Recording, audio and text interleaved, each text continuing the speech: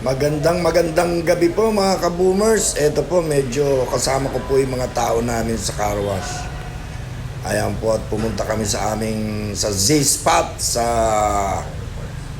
bilyaran po ng aking mga anak. Ayan po, naglalaro kami, nag-unwind lang po kami. Dahil siyempre medyo pagod na sa trabaho. Ito po, kasama ko yung mga tao namin at kami nagbibilyar. Medyo masaya naman sila. Ayan po, at saka punong-puno po yung Z-Spot.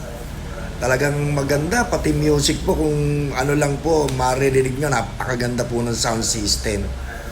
Ayan po ang mga naglalaro.